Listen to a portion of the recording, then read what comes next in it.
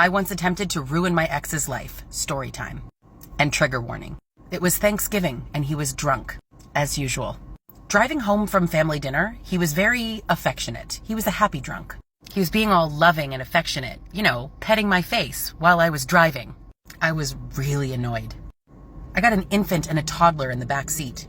I packed the car. I unpacked the car. I got the kids in bed. As usual, all me. And he wanted spicy time. I don't know about you, but when I'm enraged, I'm not into spicy time. I know. Worst partner ever. So I said no to the spicy time, and then he threw me up a staircase, dragged me into the kitchen, and repeatedly smashed my head into the sink. And so naturally, a little bit later, when I was able to, I picked up the phone to call the police, and I called his mom. All I could think about was that I didn't want to ruin his life. He didn't sleep at home that night, but the next day when we connected, here I am, waiting for the apology. Unsurprisingly, he explained to me why it was my fault. If I hadn't have been so difficult, if I had just said yes. And so here's me, trauma bonded, not knowing that I'm in a trauma bond, and I stay. I'm sure he's sorry, right? He's just making excuses because he feels bad. Things between us, they get worse. We argue, we're constantly fighting. A few months later, he exorcist-style vomits all over the living room due to heartburn, aka being hammered.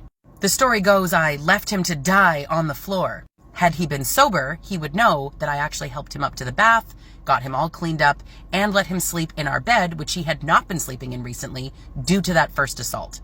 But memory of what happened might require sobriety. Then we entered counseling. And she's making him do work, right? She's making him feel his feelings. She's making him sit in the shame. At this point, we were living apart. He moved out the day that he barfed all over the living room. So while we're in counseling, about 3 to 5 nights a week, it depended, he would come into our home that he was no longer living in, and he would stand over my bed. He would say, "Look at you just laying there sleeping in the bed that I pay for." He didn't pay for the bed. What? I swear we both worked. I made more money than him.